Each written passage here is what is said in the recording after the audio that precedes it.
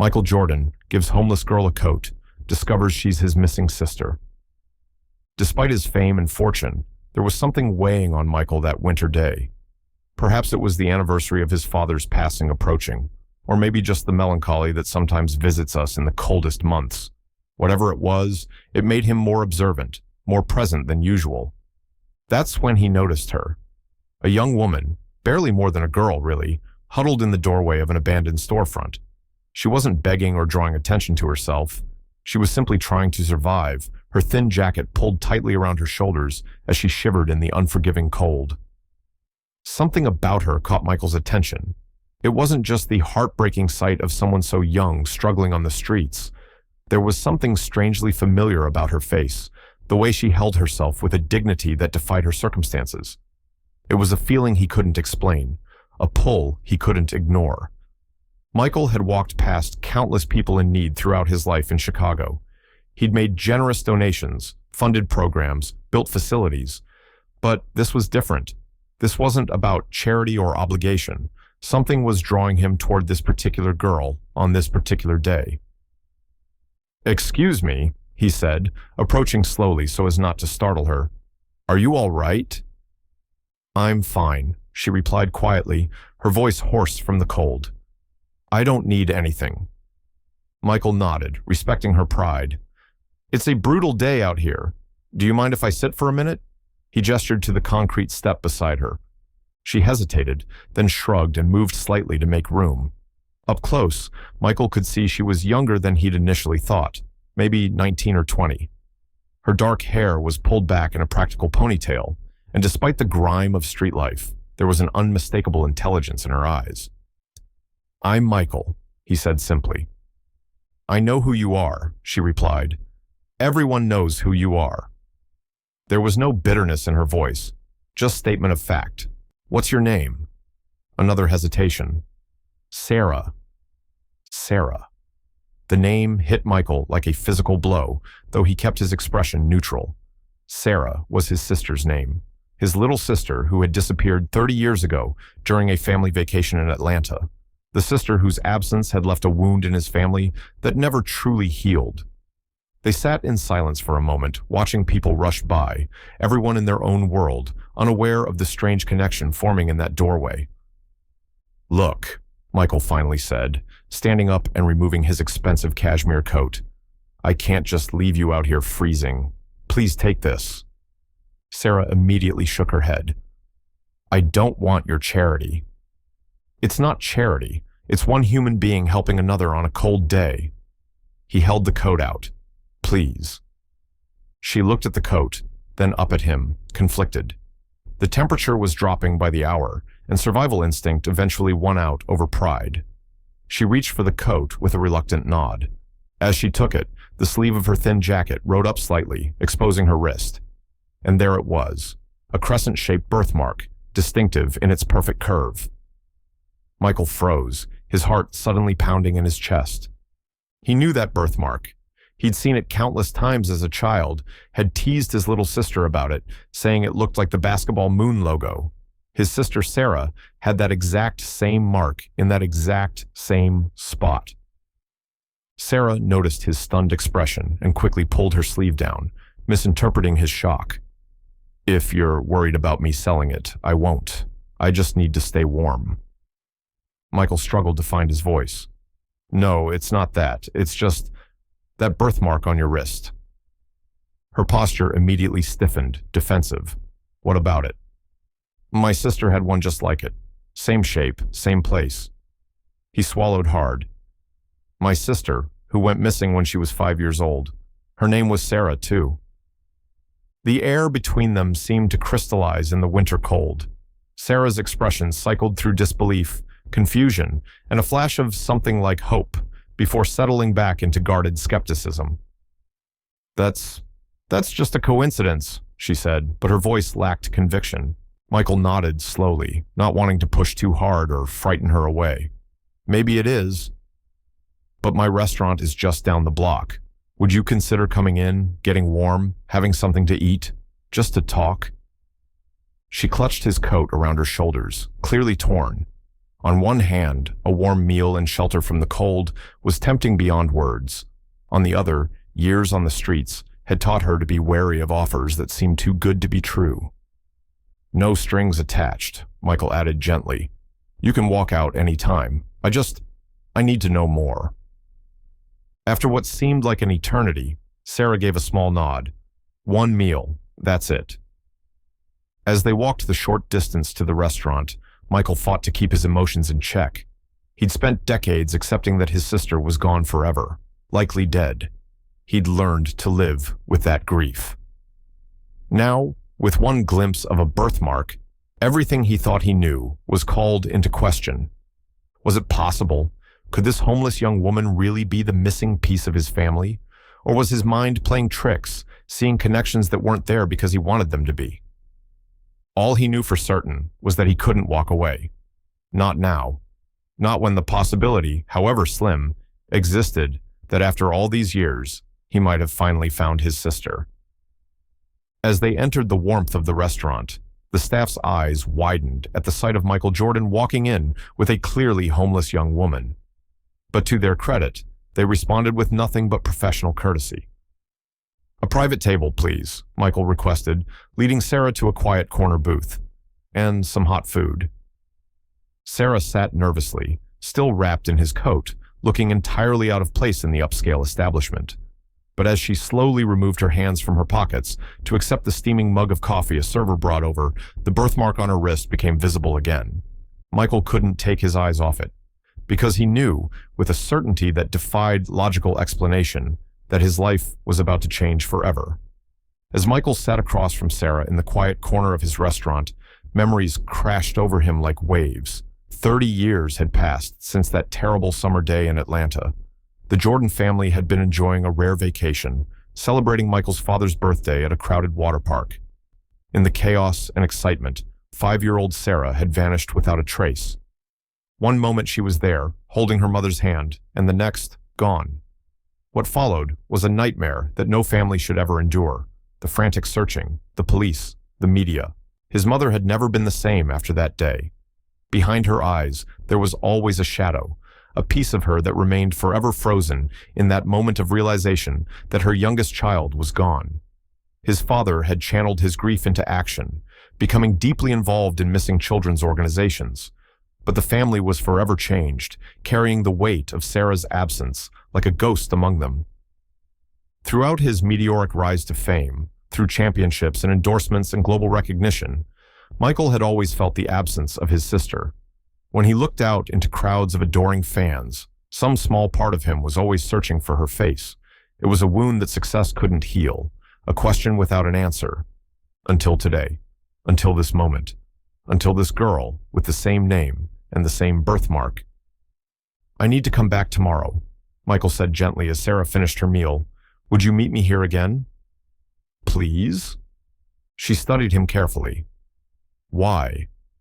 How could he explain the storm of emotions inside him? The hope, the fear, the desperate need to know. "Because I need to understand why you have my sister's birthmark. Because I've been looking for her for 30 years without even realizing it." Sarah nodded slowly. "I'll be around. No promises." That night was the longest of Michael's life. Sleep evaded him as he paced his lakefront penthouse, memories surfacing that he'd buried decades ago. Sarah's 5th birthday party, teaching her to tie her shoes, her laughter, that last day at the water park, the bright sun, and the crushing panic that followed. Morning couldn't come fast enough. Michael arrived at the meeting spot early, his car filled with supplies, warm clothes, toiletries, food that wouldn't spoil, and tucked in his pocket, something he'd kept all these years, a photograph of his sister on her last birthday, smiling widely with a missing front tooth. He waited anxiously, fearing Sarah wouldn't show. When he finally spotted her approaching, still wearing his coat from yesterday, the relief was overwhelming. "I wasn't sure you'd come," he admitted. "I wasn't sure either," she replied honestly. They sat in his car for warmth, an unlikely pair connected by an impossible coincidence, or perhaps something more.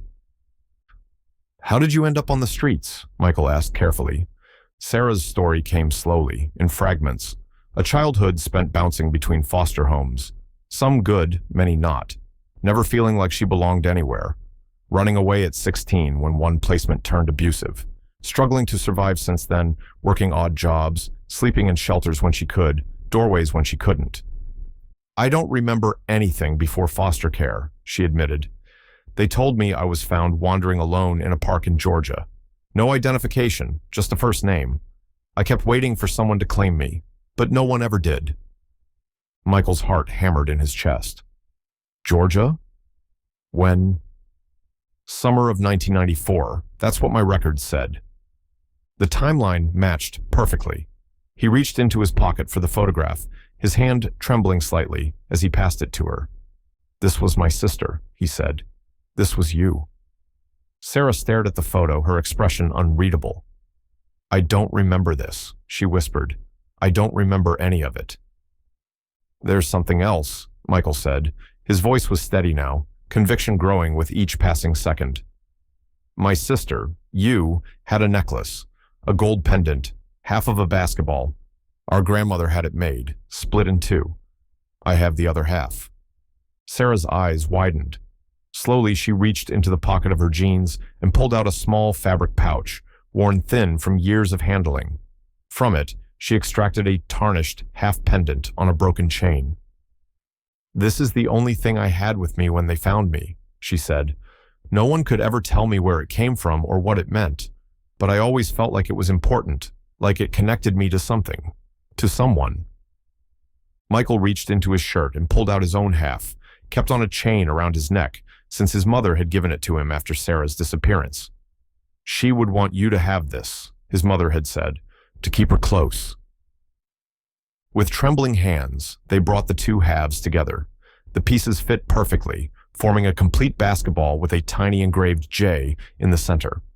The silence between them was profound, filled with 30 years of separation and loss, and the miraculous possibility of connection rediscovered. Sarah, Michael said, his voice thick with emotion, I think you're my sister. The moment the two pendant halves connected, something shifted in the air between them. It was as if the universe itself acknowledged a wrong being righted after 3 decades.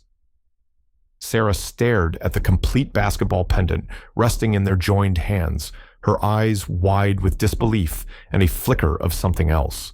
Recognition, perhaps, buried deep in her subconscious. This doesn't make sense, she whispered, though her trembling fingers contradicted her words as they traced the seam where the two halves met perfectly. How could I be Michael Jordan's sister? That's impossible. But the evidence was becoming harder to deny. The identical crescent birthmark, the pendant that fit like a puzzle piece, the timing of her discovery in Georgia, and the unshakable feeling of familiarity that had drawn Michael to her from the first moment. I need to know what happened to you, Michael said gently. Everything you can remember, from the beginning. Sarah took a deep breath and began to speak. The earliest memory she had was waking up in a hospital bed, confused and frightened. The doctors told her she had been found wandering alone in a park, dehydrated and disoriented. When asked her name, the only word she could say was Sarah. No last name, no address, no family information. They said I might have experienced trauma that caused memory loss, she explained. The police searched for my family, but after months with no one claiming me, I entered the foster system. What followed was a childhood spent as a ghost child, existing in the system but belonging nowhere. Some foster homes were decent, offering stability for a few months or years. Others were nightmares of neglect, or worse. Through it all, Sarah clung to her pendant, the only tangible connection to whoever she had been before. When I was 16, I was placed with a family where the father... She paused, swallowing hard. I ran away that night and never went back into the system. I figured being homeless but free was better than being trapped and afraid. Michael listened, his expression darkening with each new revelation. Every hardship she described was a knife in his heart, a reminder that while he had been winning championships and building an empire, his little sister had been suffering, alone and unprotected. I should have found you, he said, his voice rough with emotion. We never stopped looking, not really, but eventually we had to learn to live with not knowing. I'm so sorry, Sarah. She shook her head. It wasn't your fault. From what I've gathered over the years, whoever took me was careful. Professional, maybe. The implication hung heavily between them. Someone had deliberately taken Sarah that day, separating her from her family for reasons they might never understand. I need to be certain, Michael said finally. Would you consent to a DNA test? I know it seems overwhelming, but I need to know with absolute certainty that you're my sister before I tell my mother, before we bring this back into her life. Sarah nodded slowly. I understand. I want to be sure too. The next few days passed in a blur. Michael arranged for Sarah to stay in a hotel suite, safe, comfortable, but private, away from prying eyes and media attention. He brought her new clothes, necessities, and visited daily, filling in the blanks of her lost history. He showed her family photos, told her stories of their childhood home in North Carolina, explained how their father had worked in a General Electric factory before Michael's NBA career took off. He described their siblings, their grandmother's cooking, the basketball hoop their father had installed in the driveway where Michael had spent countless hours practicing. With each story, each photograph, Sarah's expression would shift between wonder and deep sadness for all she had missed. Occasionally, she would go very still, as if catching the faintest echo of a memory just beyond her grasp. When the DNA results finally arrived, Michael opened the envelope with trembling hands. The confirmation was there in black and white, a 99.9% sibling match. Sarah Jordan, missing for 30 years, had finally been found. The realization hit him like a physical force. His baby sister had been alive all this time, struggling just miles from where he lived in luxury. How many times had he driven past her without knowing? How many bitter winter nights had she spent on the streets while he slept in comfort? It's not your fault, Sarah said quietly, reading his expression. You couldn't have known. But I should have, he insisted. Something should have told me you were still out there, that you needed help. Something did, she pointed out. That day, in the snow, you could have walked past like everyone else, but you didn't. You stopped. You saw me. Michael took a deep breath, struggling to master his emotions. There would be time for guilt later. Right now, decisions needed to be made. I need to tell our mother, he said. She's older now. Her health isn't what it was, but she's strong, and she's never stopped missing you, not for a single day. Fear flashed across Sarah's face. What if she doesn't want me? I'm not the little girl she lost. I'm damaged. I'm nobody. You're Sarah Jordan, Michael said firmly, reaching across to take her hand. You're my sister. You survived when the odds were against you. You're exactly who you were always meant to be. Sarah looked down at their joined hands, at the matching crescents on their wrists, and for the first time since they had met, she allowed herself to believe that she might have found her way home after all. The drive to Dolores Jordan's Chicago home was the longest 30 minutes of Michael's life. Beside him in the passenger seat, Sarah sat rigidly, her hands clasped so tightly in her lap that her knuckles had turned white. She wore new clothes that Michael had bought her, simple, elegant pieces that suited her natural beauty, but she still looked uncomfortable, as if wearing someone else's skin. We can do this another day, Michael offered, sensing her anxiety. There's no rush. Sarah shook her head. If we don't do it now, I might lose my nerve completely. When they pulled up to the stately home, Sarah's eyes widened slightly. Michael had prepared her for his family's comfortable lifestyle, but seeing it in person was different from hearing about it. It represented everything she had been denied: security, comfort, belonging. She's going to cry, Michael warned gently as they approached the front door. My mother is strong, but this is beyond anything we ever expected. He had called ahead, telling his mother only that he was bringing someone very important for her to meet. He couldn't deliver news of this magnitude over the phone. It had to be in person, where he could support both his mother and Sarah through the shock and emotion that would follow. The door opened before they could ring the bell. Dolores Jordan stood there, elegant and poised as always, though her expression was puzzled as she looked at the young woman beside her famous son. Michael, what's this about? She asked.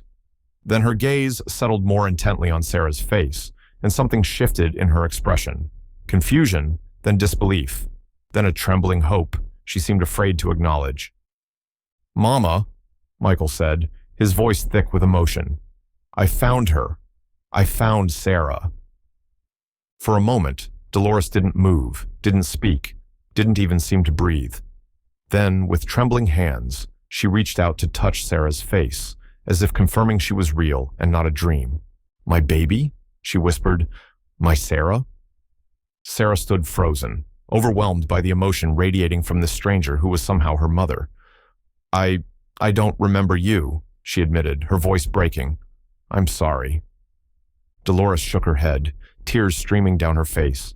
"Don't be sorry, not for anything." And then she pulled Sarah into an embrace so fierce and protective it seemed to contain 30 years of saved motherly love. Inside the house, surrounded by family photos that included pictures of Sarah as a small child, the story unfolded. Michael explained everything: the chance encounter, the birthmark, the pendant, the DNA confirmation. Dolores listened in stunned silence, never letting go of Sarah's hand, as if afraid she might disappear again if she released her. "We looked for so long," Dolores finally said. "Your father never gave up, not until the day he died. He always believed you were out there somewhere." She turned to Sarah, her eyes filled with pain and regret. "To think you were so close, struggling while we had so much. I would have given everything to find you." The reunion with Michael's siblings came next, a flurry of shocked faces, tears, and embraces. Each of them saw different aspects of their lost sister in the woman before them: their father's eyes, their mother's hands, a familiar tilt of the head when she was listening intently. For Sarah, it was overwhelming.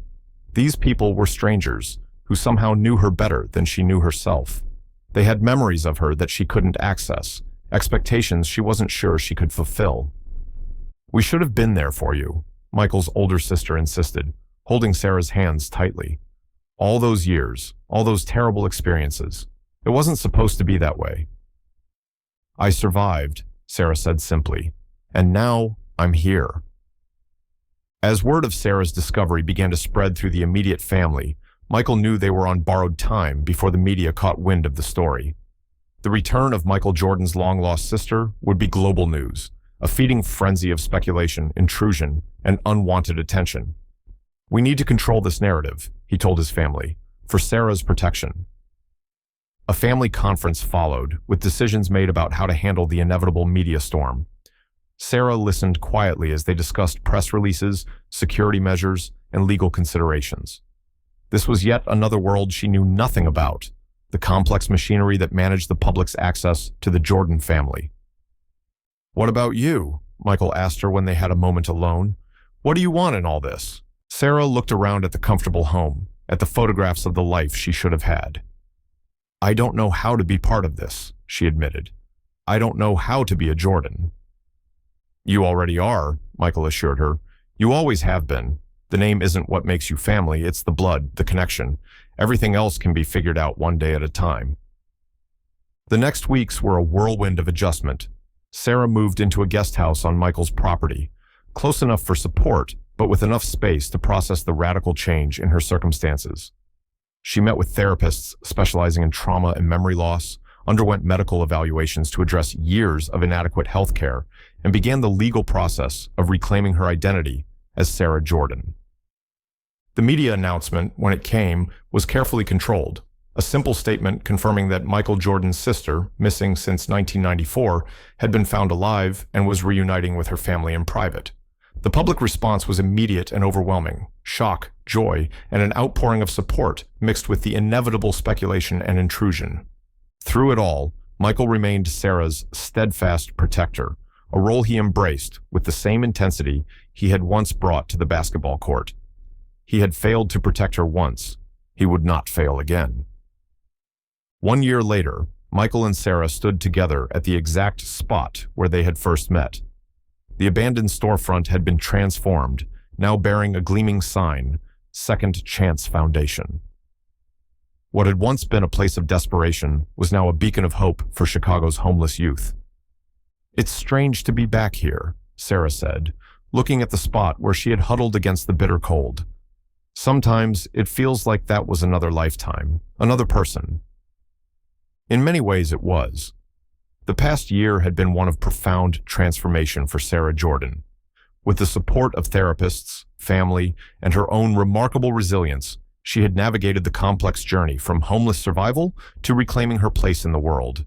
There had been dark moments, nights of overwhelming anxiety, days when the weight of her past trauma seemed unbearable, times when she questioned whether she could ever truly belong in this new life. But there had also been triumphs. Sarah had earned her GED with honors and enrolled in college courses, discovering a passion and aptitude for social work. She had moved from Michael's guest house to her own apartment, modest but comfortable, a space that was truly hers. And most significantly, she had found her voice and purpose in advocating for homeless youth. "I keep thinking about how many others are out there," she had told Michael over dinner one night, 6 months after their reunion. "People who fell through every crack in the system, who have no one looking for them, who've been written off." That conversation had planted the seed for what became the Second Chance Foundation. Michael provided the initial funding and the power of his name, but it was Sarah who shaped the foundation's mission and approach, insisting on services that addressed not just immediate needs, but long-term stability and healing. "Ready?" Michael asked, pulling out a large pair of ceremonial scissors for the ribbon-cutting ceremony that would officially open the center. Sarah nodded, taking hold of the scissors alongside her brother. Together, they cut the red ribbon as cameras flashed and the small gathered crowd applauded. The media had been carefully selected and limited. This wasn't about publicity for the Jordan brand, but about launching a mission that mattered deeply to both siblings. Inside, the foundation was a marvel of thoughtful design. There were emergency beds for immediate shelter, showers, laundry facilities, and a kitchen serving nutritious meals. But beyond these basics were resources many homeless centers lacked: private counseling rooms, education spaces, a computer lab, job training facilities, and staff offices where social workers would help young people navigate the complex systems of healthcare, education, housing, and employment. "We focus on the whole person," Sarah explained to a reporter as they toured the facility. "Homelessness isn't just about lacking shelter. It's about lacking support, opportunity, and sometimes hope itself. We're trying to address all of that under one roof." What she didn't say, but what Michael knew, was how every aspect of the center had been influenced by Sarah's own experiences, both the hardship she had endured and the support that had helped her rebuild her life. As the day's formalities concluded and the small crowd of supporters began to disperse, Michael watched Sarah speaking earnestly with a young girl who had been invited as one of the center's first clients.